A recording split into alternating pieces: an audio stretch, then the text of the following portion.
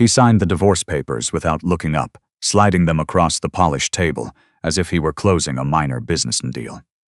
Across from him, Evelyn Hart sat quietly, her hands folded, her expression unreadable. Just hours later, in the lobby of the hospital his grandfather had built, Daniel Carter walked past her laughing with another woman, after security denied Evelyn access upstairs. What he didn't know was that the unauthorized visitor he dismissed had quietly secured controlling ownership of the hospital days earlier, and the signature he had just given her might cost him everything. Welcome to today's story.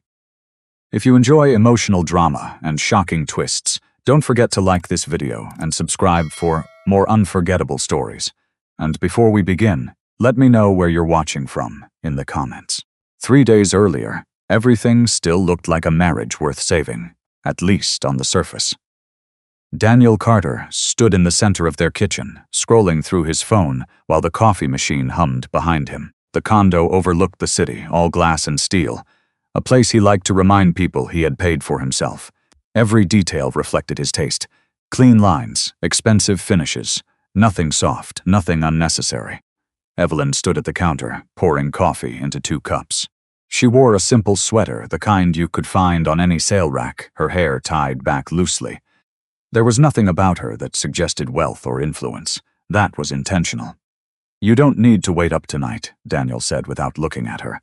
"I've got a late case." Evelyn slid the cup toward him anyway. "You said that yesterday." He shrugged, finally glancing up. "That's because I have a career, Evelyn. Things don't revolve around staying home." There was no anger in his tone. That was what made it worse. It was casual, dismissive, like stating a fact. She nodded once. "Of course." He picked up the cup, took a sip, then grimaced slightly. "You should really consider doing something with your time," he added. "It's not a good look. People ask." Evelyn didn't answer. She had heard variations of that sentence for years. To Daniel, she was a quiet wife with no visible ambition. Someone who didn't work, didn't network, didn't belong in his world. He had stopped asking questions about her, past early in their marriage, satisfied with the version she allowed him to see, and she had let him. Not because she had nothing to show, but because she wanted to know who he was when he thought she had nothing. "You have dinner plans?" she asked, keeping her voice steady. "Yeah," he said, "with some people from the hospital." He didn't say Sophia's name. He didn't have to. Evelyn had noticed the change months ago, the longer hours, the guarded phone, the subtle shift in how he spoke to her, like she had become something temporary in his life. She turned slightly, rinsing her cup in the sink. "That sounds important." "It is," Daniel said. "You wouldn't really get it." The words landed quietly, but they carried weight. Evelyn dried her hands slowly. Maybe not. He checked his watch, already distracted again. "I'll be out most of the evening." She nodded. "Drive safe." He didn't respond. He was already heading for the door. The apartment fell silent the moment it closed behind him. Evelyn stood there for a while, her hand resting lightly on the edge of the counter.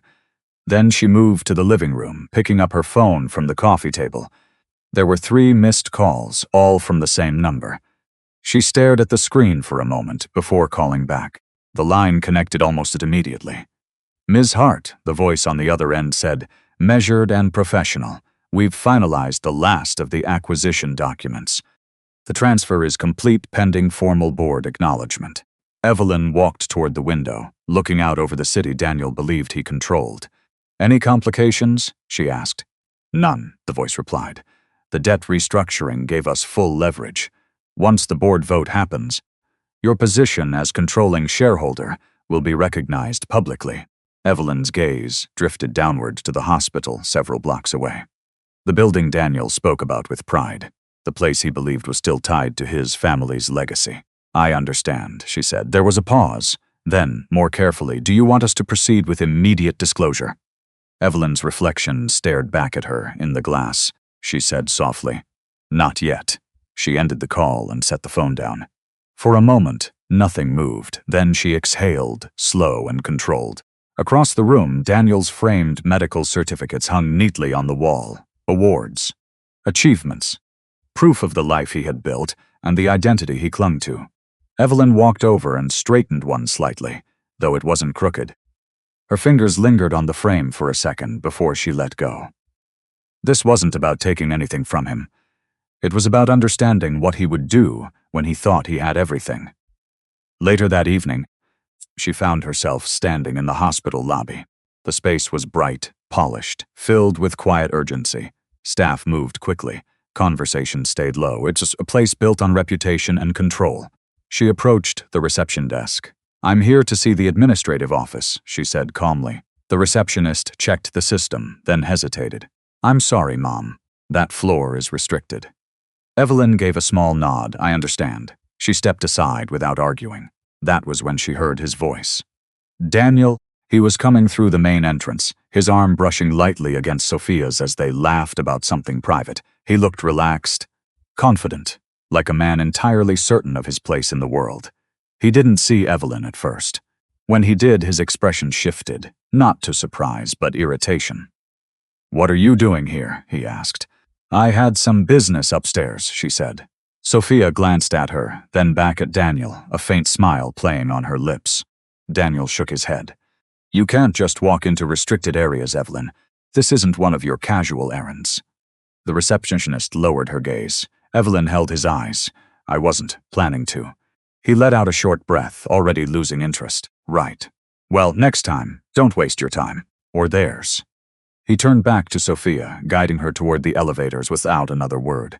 They stepped inside together. The doors closed. Evelyn remained where she was, her expression unchanged. Behind the desk, the receptionist glanced up at her again, uncertain now. Evelyn offered a small, polite smile. "Have a good evening." She walked out of the hospital without looking back. Outside, the air was cool, quiet. Her phone buzzed in her hand. A new message. She opened it. Board confirmation scheduled. Final vote in 48 hours. Evelyn stared at the screen for a moment, then slipped the phone back into her bag. Somewhere above her, inside the building he thought he understood, decisions were already being made. And Daniel Carter had no idea he was about to lose control of everything he believed belonged to him. Daniel didn't think about the message Evelyn received outside the hospital. He didn't even notice the way she had stood there, still, composed, almost as if the moment hadn't affected her at all. To him, it was just another small inconvenience. Another reminder that she didn't belong in his world. By the next morning, he had already moved on. At the hospital, his schedule was packed. Surgeries, consultations, meetings with department heads.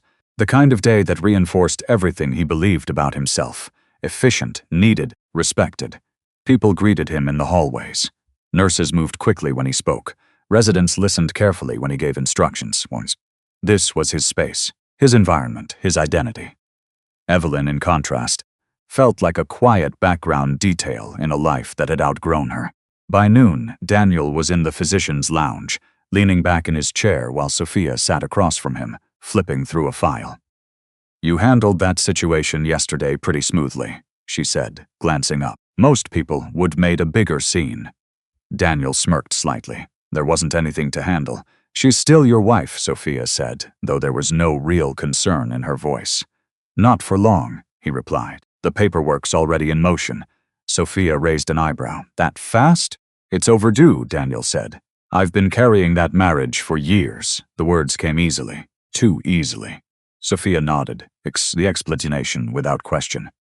To her, Evelyn was exactly what Daniel had described, a passive presence, someone who had benefited from his success without contributing anything meaningful in return.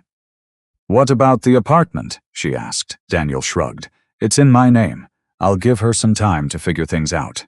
"Generous," Sophia said lightly. He gave a small laugh. "I'm not trying to ruin her life. She just needs to face reality." Reality. The word lingered in the air longer than either of them noticed. Across the hospital, on a different floor Daniel rarely visited, a quiet meeting was taking place. Evelyn sat at the end of a long conference table, a thin folder in front of her. Two men and a woman sat across from her, all dressed in tailored suits, their posture formal but attentive. Once the board confirms, one of them said, "Your position will shift from indirect control to full authority. There won't be any ambiguity after that." Evelyn nodded slightly. "And internal communications? We'll prepare a phased rollout," the woman replied. "Department heads first, then broader staff. We want to avoid unnecessary disruption. Evelyn's gaze moved briefly to the window, where the city stretched out below. No, she said quietly. There will be disruption. The room fell silent for a moment. She turned back to them. Just not chaos. They exchanged a quick glance, then nodded. One of the men adjusted his glasses. There is one more consideration, Dr. Carter. Evelyn didn't react outwardly. He's well known internally. Removing him too quickly could raise questions. I'm aware, she said. Do you want us to delay any action related to him until after the public announcement? Evelyn paused. For a second, the memory of his voice in the lobby surfaced, dismissive, confident, certain she didn't matter. No, she said. Proceed as scheduled. The meeting ended shortly after. As the others gathered their documents, one of them hesitated. Miss Hart, he said, lowering his voice slightly. You understand that once this moves forward, there's no clean separation between your personal and professional interests. I understand, she replied. What she didn't say was that there had never been a clean separation to begin with.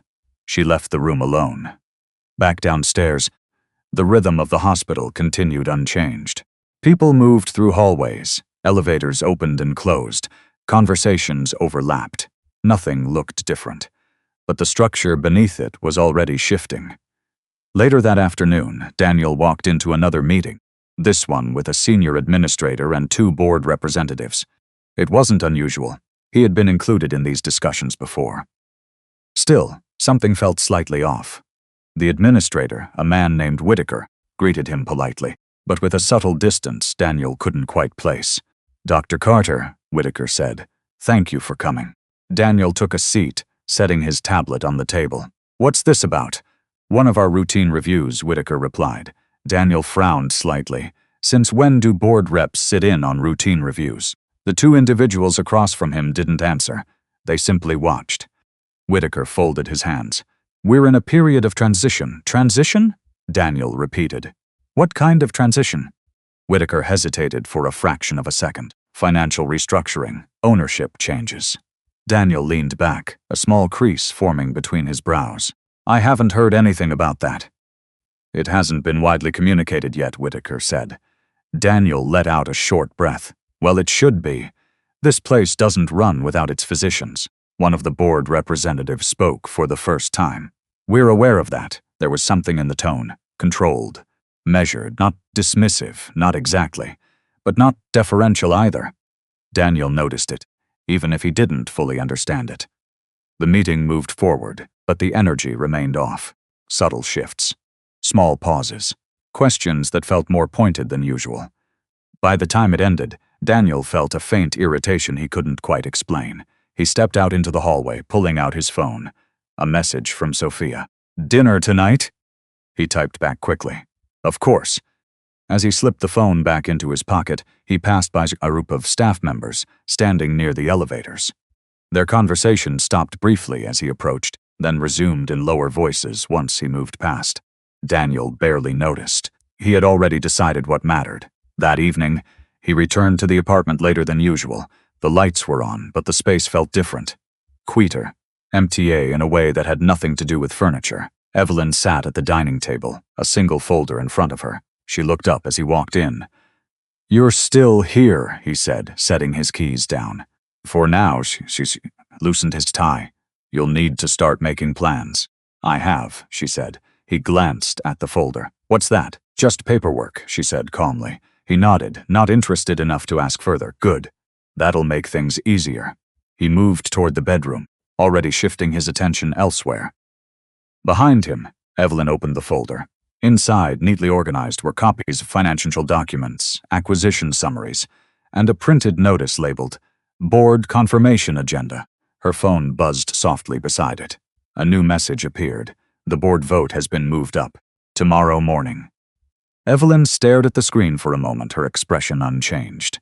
Then she closed the folder, her fingers resting lightly on its cover. Upstairs, Daniel turned on the shower, completely unaware that by this time tomorrow, he would no longer be walking through those hospital doors as someone in control. And this time, there would be no quiet exit. Daniel noticed the change before he understood it. It wasn't anything obvious, no announcements, no emails, no sudden shifts in authority. The hospital still ran the same way on the surface. Staff moved with the same urgency. Schedules stayed full. Patients came and went. But something underneath had started to tighten. It showed in small things. Conversations that stopped when he walked into a room, administrators who answered more carefully than before, meetings that felt less like discussions and more like quiet evaluations. By mid-morning, he was already irritated. In the operating wing, he scrubbed in for a procedure, focusing on the familiar rhythm of precision and control. Surgery had always been the one place where everything made sense, where outcomes depended on skill, not perception. For 2 hours, nothing else existed. When it was over, he stepped out, removing his gloves as a resident handed him a tablet with post-op notes. Everything went smoothly, the resident said. Daniel nodded, barely listening. His attention had already shifted back to the tension he couldn't shake. "What's going on with administration?" he asked. The resident hesitated. "I'm not sure, sir. You haven't heard anything?" "No, sir." Daniel exhaled sharply. Figures. He walked away before the resident could say anything else. As he turned down the hallway, he caught sight of Whitaker again, speaking quietly with 2 individuals Daniel didn't recognize. They were dressed like consultants or board representatives. Their posture was formal, focused. Whitaker glanced up and saw him. For a second, something unreadable passed across his face. Then he nodded politely and turned back to his conversation. Daniel slowed slightly, watching. That wasn't how Whitaker usually behaved. Not with him. He had always been treated as essential. Someone whose opinion mattered. Someone who belonged in those conversations. Now he felt outside of them. The feeling irritated him more than it should have. He pulled out his phone and texted Sophia. "Something's off here." Her reply came quickly. "You're probably overthinking it. You're still the best surgeon they have." Daniel smirked faintly. That sounded more like it. He slipped the phone away and kept walking. Across the building, Evelyn moved through a quieter section of the hospital, one that most patients never saw. The administrative floors were calmer, controlled. Conversations here were softer, but more deliberate. She wasn't dressed any differently than usual. Still simple, still understated. But the way people looked at her had begun to change. It wasn't recognition. Not yet. It was something else. A pause. A second glance, a subtle awareness that she didn't quite fit into the category they had assumed. She stepped into an elevator alone and pressed the button for the upper floor. When the doors opened, a woman in a navy suit was already waiting near the hallway entrance. She straightened immediately when she saw Evelyn. "Miss Hart," she said, her tone low. "Respectful, they're ready for you." Evelyn gave a small nod. "Thank you." They walked side by side down the hallway. "The revised documents are prepared," the woman continued. "Legal reviewed everything overnight. And the vote?" Evelyn asked. "Confirmed for this morning. They moved it forward, just like you requested." Evelyn didn't react outwardly, but her pace slowed just slightly. "Good," she said. They reached a set of double doors. The woman stopped there. "Once you go in, it's final." Evelyn looked at the door for a moment. Then she nodded and stepped inside. The room was already filled. Board members sat around a long table, their expressions controlled but attentive. Some of them recognized her immediately. Others only knew her name from documents. All of them understood one thing. This meeting mattered. Evelyn took a seat at the far end of the table. No one questioned it. The discussion began quickly. Numbers, contracts, debt conversion, legal confirmations. The kind of language that reshaped ownership without raising voices. Evelyn listened more than she spoke. When she did speak, it was brief. Precise. She corrected a projection, clarified a clause, asked one question that shifted the entire tone of the room, the kind of question only someone deeply familiar with the structure would think to ask. Across the table, one of the senior board members leaned back slightly, studying her with a new level of attention. By the time the final documents were passed around, the outcome was already clear. Still, procedure had to be followed. Votes were cast, one by one. No objections, no hesitation. The motion passed. Ownership, control, authority transferred completely. No announcement yet, no public acknowledgement. But it was done. Evelyn signed the final page without ceremony. When she set the pen down, the room shifted again. Subtle, but undeniable. "Congratulations," one of the members said. Evelyn inclined her head slightly. "Thank you." There was no smile, no celebration, just quiet acceptance. The meeting ended shortly after. As people began to gather their things, one of the board members approached her directly. "You handled that well," he said. "Not many would keep things this contained." Evelyn met his gaze. "There's no reason for unnecessary disruption." He studied her for a moment longer. "You'll have to address him soon." She didn't ask who. "I know," she said. Back downstairs, Daniel stepped into another corridor, reviewing notes on his tablet as he walked. His pace was steady, controlled. Everything still felt normal. At least, that's what he told himself. Then his phone buzzed. An internal notification, mandatory department meeting. Attendance required, effective immediately. He frowned. That wasn't standard protocol. Not for physicians at his level. He glanced at the time. 10 minutes. Irritation flared again. He turned toward the conference area, already preparing to question whoever thought this was necessary. As he approached the room, he noticed something else. More staff than usual. Administrators, department heads, even a few board representatives. The energy was different. Quiet, expectant. Daniel stepped inside, his expression tightening slightly, scanned the room. Something was happening. He just didn't know what yet. At the far end of the hallway, out of sight, Evelyn paused before entering a separate corridor. Her phone vibrated once in her hand. A message. "All departments assembled. Ready when you are." She looked at the screen for a moment. Then she locked the phone and slipped it into her bag. And finally, she started walking toward the room where Daniel Carter was waiting, still completely unaware that the next voice he heard would change everything he thought he understood about his life. Daniel stood near the back of the conference room, arms crossed, scanning the faces around him. Too many administrators. Too many people who didn't usually attend these kinds of meetings. Even a few board representatives sat along the side wall, their presence quiet but unmistakable. Something was wrong. He checked the time again. The meeting had already started late, which only made his irritation worse. "What is this about?" he asked, his voice low but sharp as he leaned toward Whitaker. Whitaker didn't meet his eyes immediately. "You'll hear shortly." That answer didn't sit well. Daniel exhaled through his nose and straightened, trying to maintain control of the situation. This was still his environment, his hospital, his career.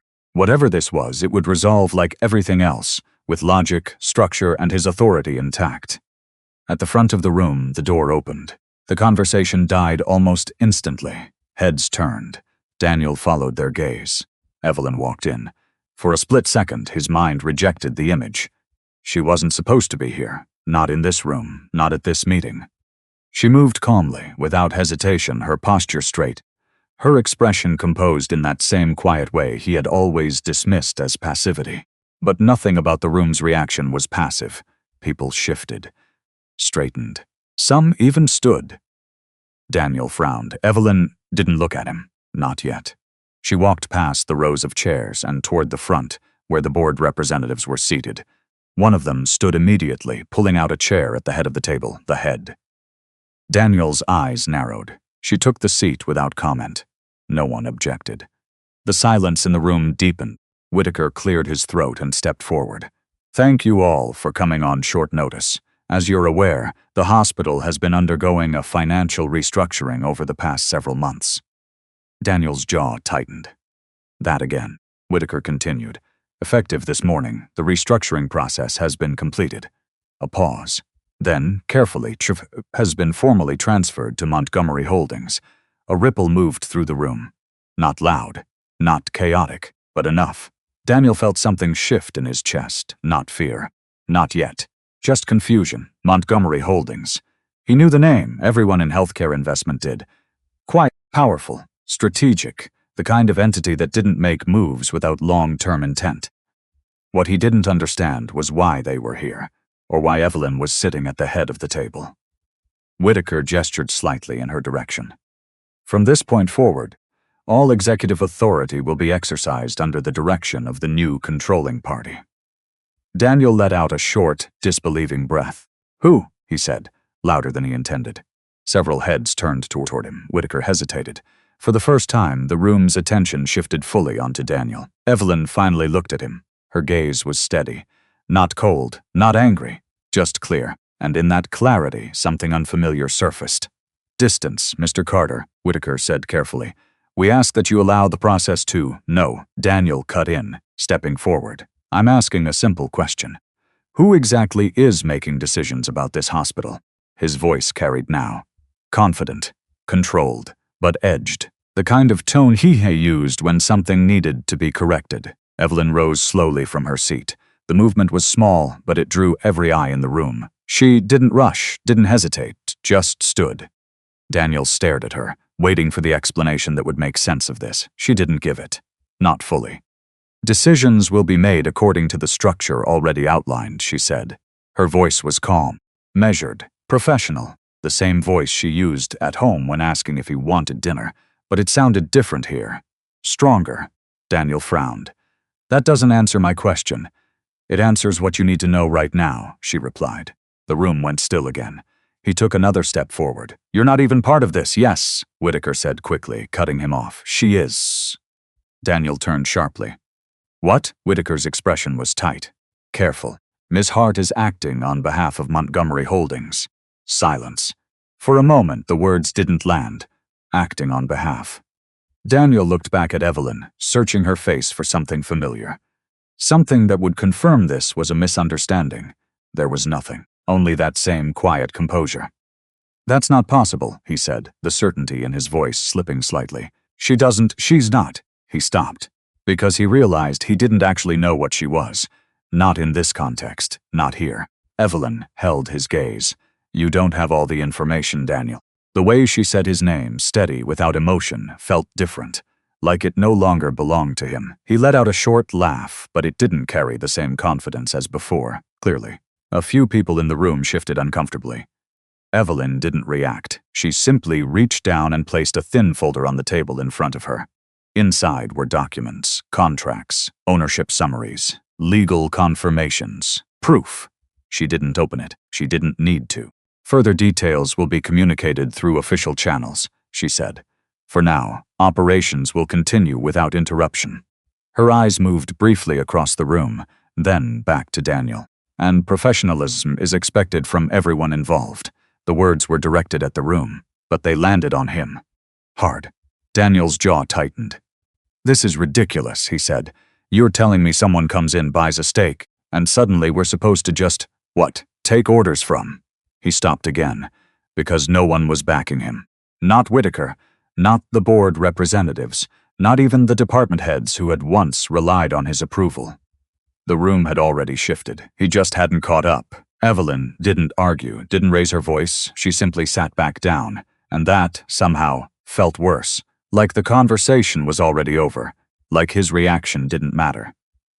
Daniel stood there for a moment longer, the weight of the silence pressing in from all sides. Then he turned abruptly and walked out. No one stopped him. No one followed. The door closed behind him with a soft final click. Inside the room, the meeting continued. Outside, Daniel walked down the hallway faster than he intended, his thoughts racing, trying to reconstruct what had just happened. Montgomery Holdings. Evelyn, acting on behalf. It didn't fit. It couldn't. His phone buzzed in his pocket. He pulled it out. A new message. From an unknown number, he opened it. "Dr. Carter, this is legal counsel for Montgomery Holdings. We need to schedule a review regarding your conduct and contractual obligations. Please confirm your availability." Daniel stopped walking. The hallway suddenly felt too quiet, too still. He read the message again, then again, and for the first time, something close to real unease settled in his chest. Because this wasn't about a meeting anymore. It was about him.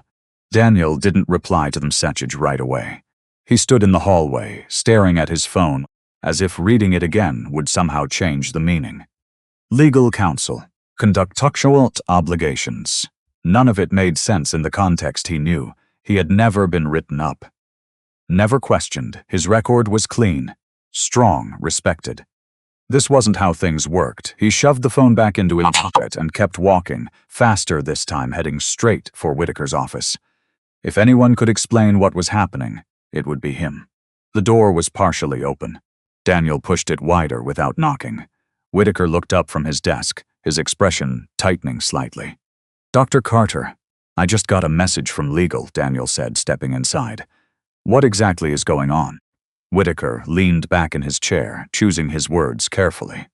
There are internal reviews being conducted as part of the transition. Transition, Daniel repeated, his tone sharper now. You keep saying that like it explains anything. It explains enough, Whitaker replied. No, it doesn't, Daniel said, because as far as I'm concerned, I've done nothing that warrants a legal review. Whitaker studied him for a moment. Not dismissive, not sympathetic either, measured. That may be your perspective, he said. Daniel let out a short, incredulous laugh. My perspective? Whitaker didn't react. Daniel stepped closer to the desk. I built my reputation here. I've carried this department through staffing shortages, budget cuts, everything. And now I'm getting messages from lawyers because some outside group decided to step in? It's not an outside group anymore, Whitaker said quietly. That landed harder than it should have. Daniel's jaw tightened. Then who is it? Whitaker hesitated. For a brief second, something almost like restraint crossed his face. I think you should direct that question through the proper channels, he said. Daniel stared at him. That's not an answer. It's the only one I can give you right now. The silence stretched. Daniel exhaled slowly, forcing himself to step back. Losing control wouldn't help. Not here. Fine, he said. Then I'll talk to legal.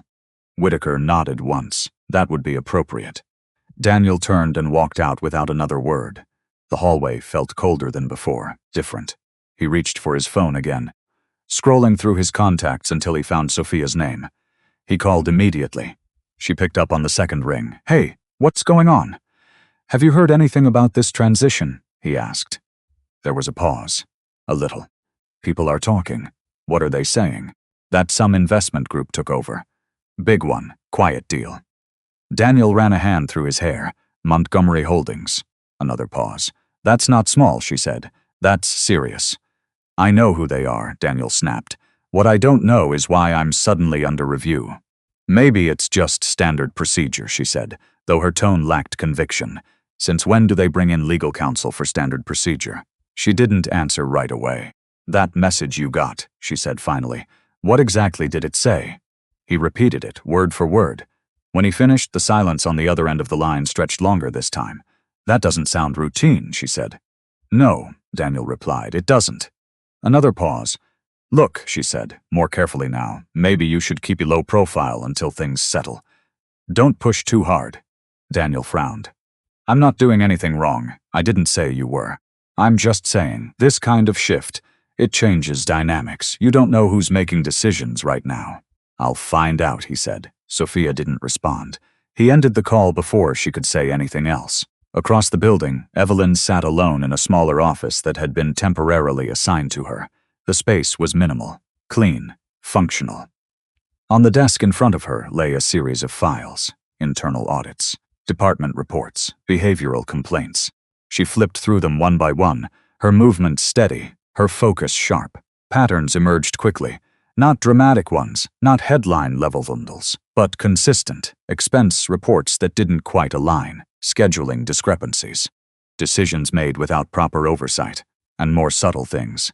Complaints from staff, not formal, not escalated, but documented. A nurse who felt dismissed during a critical moment.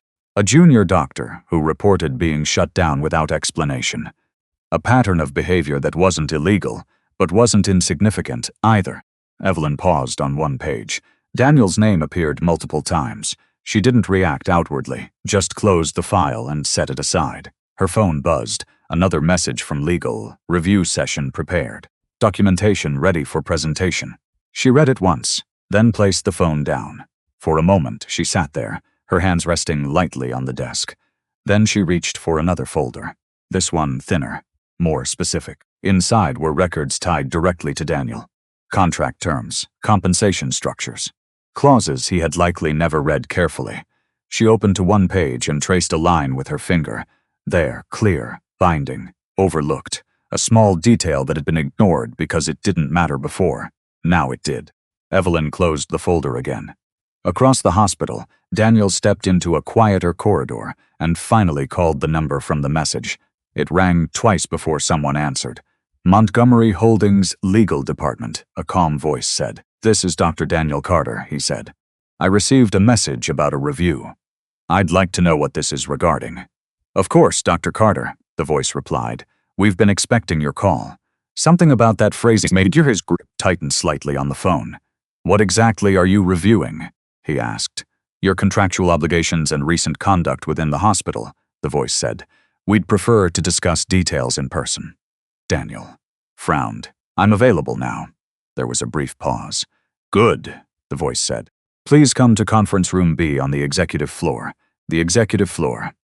Daniel's expression darkened. That area is restricted. Not for this meeting, the voice replied. The line went dead. Daniel lowered the phone slowly. Conference room B, executive floor. The same place Evelyn had been turned away from just days ago. He turned toward the elevators, his pace deliberate now. Controlled. Whatever this was, he was going to face it directly, because in his mind, there was still only one possible outcome. He walked into that room as the same man who had always been in control, and he had no idea he was about to sit across from someone who had already decided exactly how much of that control he would keep. Daniel didn't hesitate when the elevator doors opened. He stepped onto the executive floor like he still belonged there, like nothing had changed. His posture was straight, his expression controlled, but underneath it, something had started to fracture. The hallway was quieter than the rest of the hospital, carpeted, sound dampened, designed for decisions that didn't need an audience. Conference room B was at the end. The door was already open. Inside, two people sat at the table, both in suits, both unfamiliar. And then there was Evelyn. She sat at the head of the table again, not off to the side, not observing, waiting. Daniel slowed as he stepped inside. The door closed behind him with a soft click that felt louder than it should have. No one stood this time. No introductions were offered, just silence. Daniel took the chair opposite her, deliberately, as if claiming equal ground.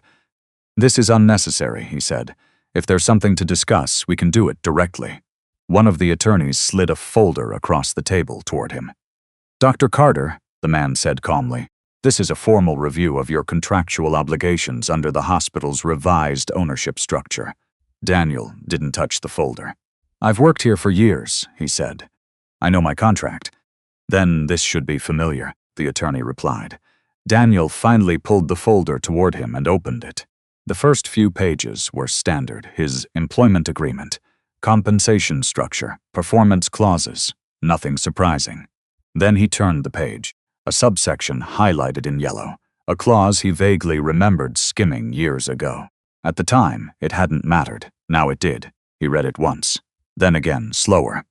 In the event of ownership transition, all physician contracts are subject to immediate review, including termination for conduct deemed detrimental to institutional integrity. Daniel looked up sharply. That's a broad interpretation. It's a standard clause in privately held healthcare institutions, the attorney said. This wasn't privately held, Daniel shot back. It is now, the other attorney replied. Silence. Daniel's grip tightened slightly on the edge of the folder. This still doesn't explain why I'm here, he said. Evelyn spoke before the attorneys could answer. It explains why the review is happening. Her voice was calm, controlled. But closer now, more direct.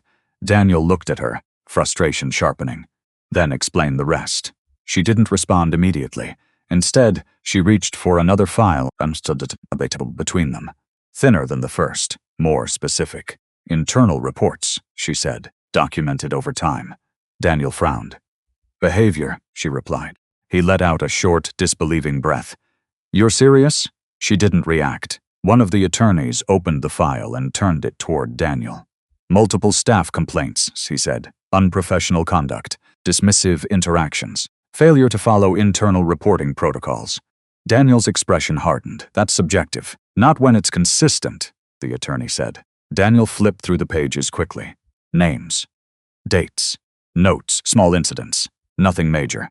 Nothing that would normally escalate. This is ridiculous, he said. You're building a case out of minor complaints? No, Evelyn said quietly. We're identifying a pattern. The word landed harder than the others. Pattern. Daniel closed the file and leaned back in his chair, forcing a short laugh. You've got to be kidding me. I'm one of the top surgeons in this hospital. My outcomes are strong, she interrupted. He stopped, because she'd sound impressed. She sounded factual, detached. And that's the only reason this conversation is happening in this room, she continued. The implication was clear. Otherwise, it wouldn't be. Daniel's jaw tightened. So what? He said. You're going to suspend every doctor who's ever had a complaint filed against them? No, she said. Her gaze didn't waver. We're going to hold people accountable when their behavior affects the institution. Institution, not your hospital, not our hospital. Daniel noticed that. You're overstepping, he said. Am I? She replied. The question was quiet, but it landed like a challenge. Daniel leaned forward, his tone sharpening. You don't understand how this place works. You don't just walk in and start making decisions about people's careers based on paperwork. Evelyn studied him for a moment. Then she said, I understand exactly how it works. There was something in the way she said it. Not defensive, not reactive. Certain. Daniel felt it, even if he couldn't explain it. He exhaled slowly, trying to regain control of the conversation. Look, he said, more measured now. If there's a concern, we can address it. But this feels targeted. The attorneys exchanged a brief glance. Evelyn didn't. Everything being reviewed is documented, she said. Nothing here is personal. Daniel stared at her. It didn't feel impersonal. Not anymore. Then what happens next? He asked. One of the attorneys spoke. We complete the review process. Based on findings, there may be disciplinary action, contract renegotiation, or termination. Termination. The words sat in the air between them. Heavy. Unfamiliar. Daniel let out a quiet breath. You're not actually considering that. Evelyn didn't answer immediately. She looked at the file in front of her, then back at him. We're considering everything, she said. No emotion, no hesitation, just truth. Daniel felt something shift again. Not confusion this time, something closer to pressure. Because for the first time, the outcome wasn't something he could predict. He closed the folder slowly and pushed it back across the table. This isn't over, he said. Evelyn nodded once. No, it's not. He stood, the movement sharper than necessary. No one stopped him, no one argued. As he reached the door, he paused briefly, his hand on the handle. Then he looked back at her. For a moment, something almost like recognition flickered in his expression. Like he was trying to reconcile the person he thought he knew with the one sitting across from him now. It didn't fit, not yet. He opened the door and walked out. Inside the room, the silence lingered for a few seconds after he left. Then one of the attorneys turned to Evelyn. We'll proceed with the next phase? Evelyn's gaze remained on the door for a moment longer. Then she looked down at the file. Yes, she said. Proceed. Her phone buzzed again on the table. A new message. Additional findings uploaded. Financial discrepancies flagged. Evelyn picked up the phone and read it.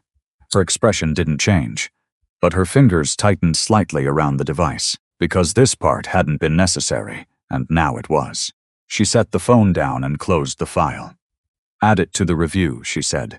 Across the hospital, Daniel stepped out of the elevator and into the main corridor, his mind racing through everything he had just heard. Termination, pattern, conduct review. None of it made sense in the life he thought he had. But it was happening anyway. His phone buzzed again, another message. This one from an internal system. Access update. Certain administrative privileges have been temporarily restricted pending review.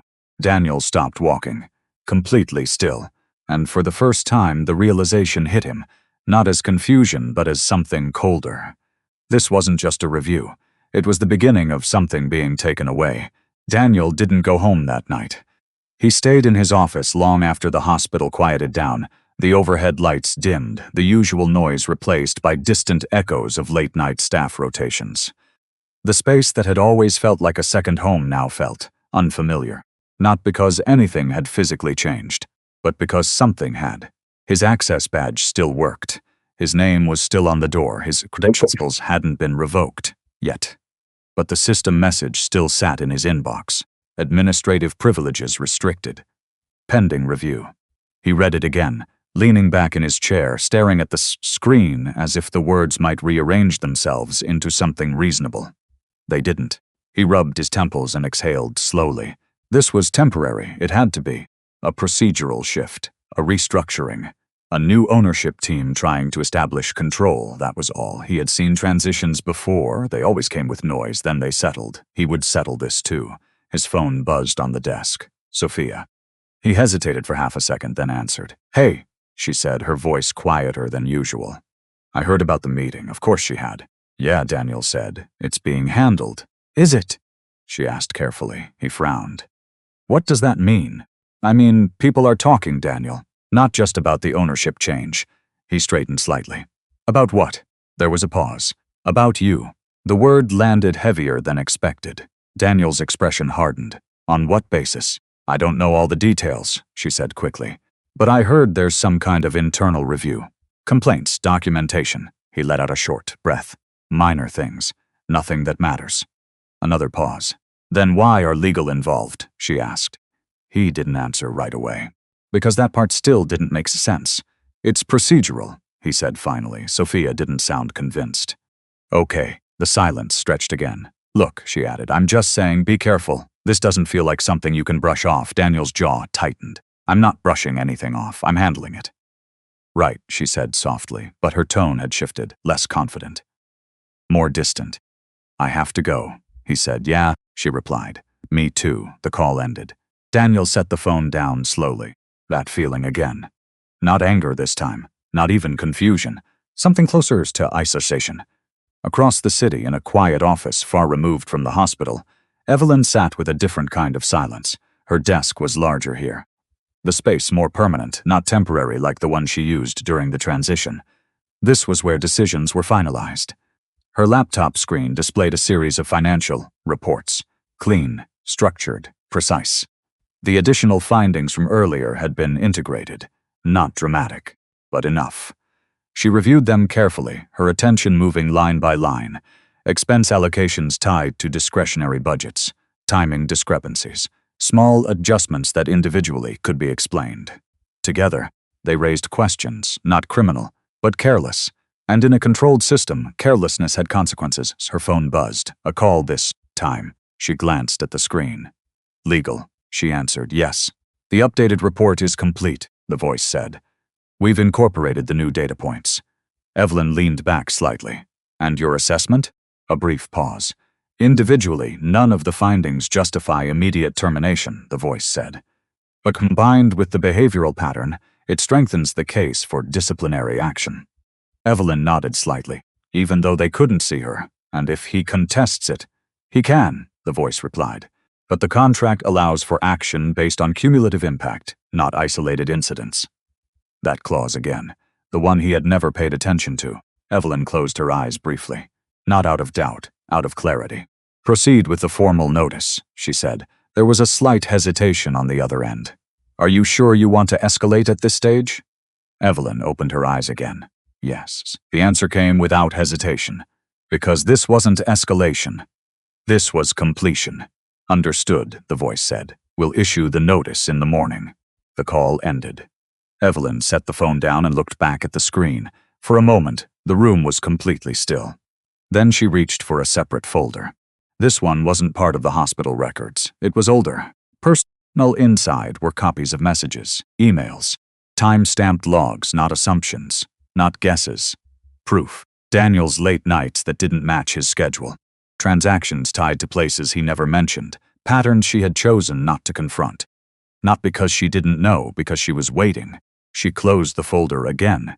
That part wasn't needed for the hospital review, but it mattered. Just not here. Back at the hospital, Daniel finally stood up from his desk. Sitting there wasn't helping.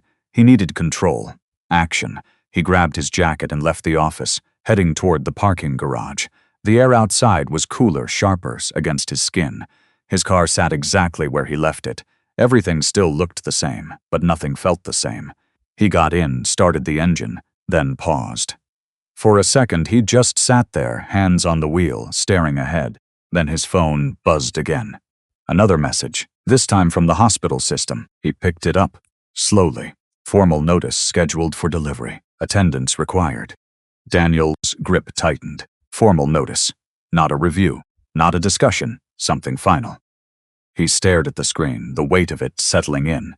Because whatever this was, it wasn't him slowing down. and for the first time, he didn't know how to stop it. Daniel barely slept. When he finally closed his eyes, it wasn't rest. It was fragments. Conversations replaying, expressions he couldn't read, words that didn't fit into the structure he had built his life around. By the time morning came, he was already awake, dressed, composed, or at least he tried to be. The drive to the hospital felt shorter than usual, or maybe he just wasn't paying attention. His hands stayed tight on the wheel the entire way, his thoughts circling the same point over and over. Formal notice. Not a conversation. Not a warning. Something already decided. When he stepped into the hospital lobby, the atmosphere felt different again. Not loud, not obvious, but noticeable. A few heads turned as he walked in. Conversations lowered. Not stopped, just adjusted. He told himself it didn't matter. He had built too much here for it to collapse overnight. He walked straight past the front desk without slowing down, heading for the elevators. Inside, the silence pressed in again. He caught his reflection in the mirrored wall. Still the same posture, same presence, but the certainty behind it had thinned. The elevator doors opened. Executive floor, conference room B. He didn't hesitate this time. The door was closed. He knocked once, then pushed it open. Inside, the same two attorneys sat at the table. Evelyn was already there, waiting. Daniel stepped in and closed the door behind him more deliberately now. He didn't sit right away. "What is this?" he asked. No greeting, no pretense. "Vivian," one of the attorneys gestured toward the chair. "Please have a seat."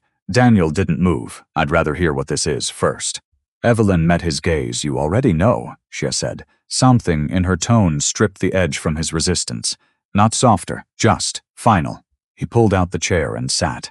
The attorney in front of him slid a new document across the table, thicker this time, structured, formal. "Dr.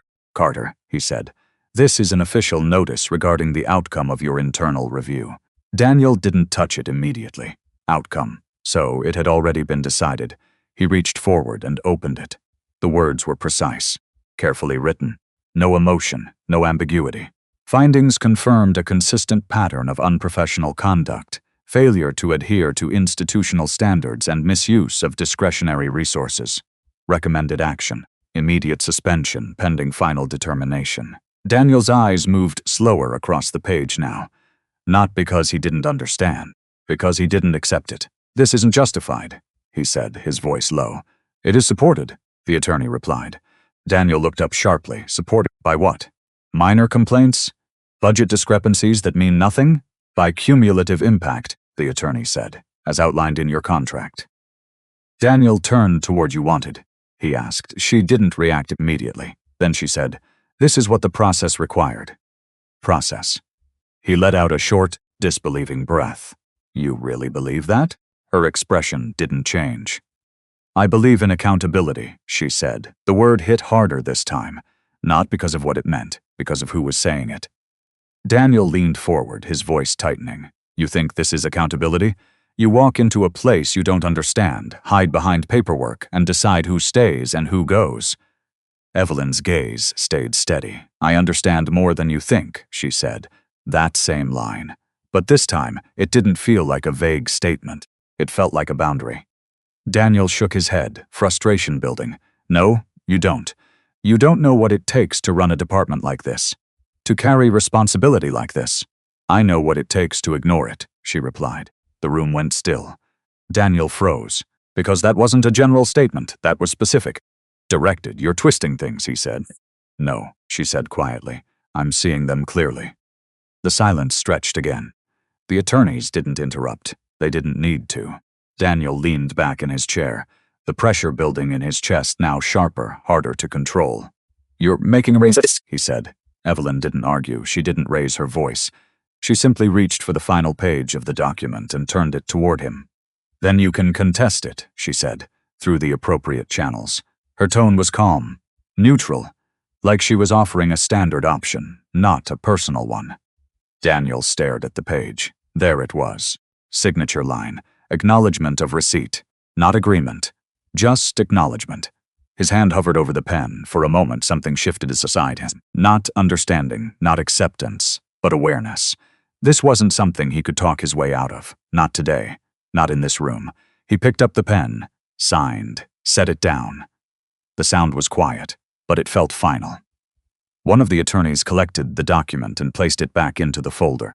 "Your access will be further adjusted effective immediately," he said. "You'll receive additional instructions by the end of the day." Daniel didn't respond. He stood.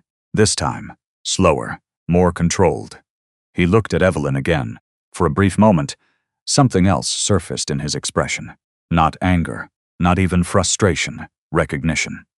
Like he was starting to see the outline of something he had missed, but still didn't fully understand. "You're not telling me everything," he said. Evelyn held his gaze. "No," she said. The honesty in that answer landed harder than anything else. Daniel nodded once, then he turned and walked out. The hallway outside felt colder than before, more distant. He walked without direction at first, his mind trying to keep up with what had just happened. Suspension, restricted access, legal review. And Evelyn sitting across from him like she had always belonged there. His phone buzzed again. He stopped and pulled it out. Another message. This one from an unknown sender. He opened it. An attachment. A single file. He hesitated, then tapped it. The screen loaded slowly, and when it did, the first line stopped him cold. Montgomery Holdings, executive ownership structure. Daniel's breath caught slightly. His eyes moved down the page. Names, titles, control percentages, then one name at the top. Evelyn Hart, majority controlling holder. Daniel didn't move, didn't breathe, because for the first time, he wasn't just losing control. He was realizing he had never actually had it. 6 weeks later, Daniel Carter stood outside the same hospital he used to walk into without thinking. The automatic doors opened and closed for everyone else, not for him. His access had been revoked the day after his suspension became permanent. The final determination had followed the review process exactly as outlined. No shortcuts, no sudden decisions. Just documented steps, each one building on the last. He had contested it. It hadn't changed anything. Now he stood on the other side of the glass, hands in the pockets of a coat that didn't quite fit the way his old suits used to. The tailored confidence had been replaced by something quieter, less certain. Inside, the hospital looked the same, but it wasn't. He knew that now. Evelyn hadn't made dramatic changes. No sweeping announcements, no public statements about ownership. But the shifts were there if you paid attention. Departments ran cleaner. Communication moved faster. Complaints that used to disappear were now documented and addressed. Staff who had once worked carefully around certain personalities now spoke more directly, not loudly, just without fear. Daniel had heard about it from former colleagues who still answered his messages, though less frequently now. "She's different," one of them had said, "not flashy. But everything's tighter, more, fair. The words had stayed with him longer than anything else, because that was the part he hadn't seen before. Not in the hospital, not in his marriage. He had mistaken control for strength, silence for weakness, simplicity for lack of value. And by the time he realized the difference, it was already gone. He shifted his weight slightly, glancing down at the envelope in his hand. He had rewritten the letter 3 times before settling on this version. Short, direct, no explanations, no justifications, just acknowledgement. He stepped closer to the entrance, stopping just before the line, where security would intervene if he went any further. A guard noticed him almost immediately and approached. "Can I help you?" the man asked. Daniel nodded once, holding out the envelope. "I need this delivered to Evelyn Hart." The guard looked at the name, then back at him. Recognition flickered, but it didn't turn into anything more. "I can pass it along," he said. Daniel hesitated for a second, then handed it over. "Thank you." The guard nodded and stepped back inside, disappearing past the glass doors. Daniel stayed where he was. He didn't expect a response. He didn't expect anything. This wasn't about getting something back. It was about not leaving things unfinished. Behind the glass, people continued moving through the lobby. Staff, patients, conversations, work. Life went on, without him. Across the building, in an office that overlooked the same entrance, Evelyn stood by the window. She had seen him the moment he arrived, not because she was watching for him, but because she no longer avoided looking at the places that used to hurt. The guard knocked lightly before stepping inside and placing the envelope on her desk. "He asked me to give this to you," he said. Evelyn nodded. "Thank you. When the door closed again, the room returned to silence. She didn't open the envelope immediately. She let it sit there for a moment, her eyes resting on it without moving. Then she walked back to the desk and picked it up. The paper inside was exactly what she expected. No excuses. No attempts to rewrite the past. Just acknowledgement. Not perfect, but real. She read it once, then folded it carefully and placed it back inside. Her expression didn't change, but something inside her settled. Not forgiveness. Not reconciliation. Closure. She moved back to the window for a moment longer. Then he turned and walked away. No hesitation this time, no looking back, just a quiet acceptance of something he couldn't change. Evelyn watched until he disappeared from view. Then she stepped away from the window and returned to her desk. There was still work to do, a system to maintain.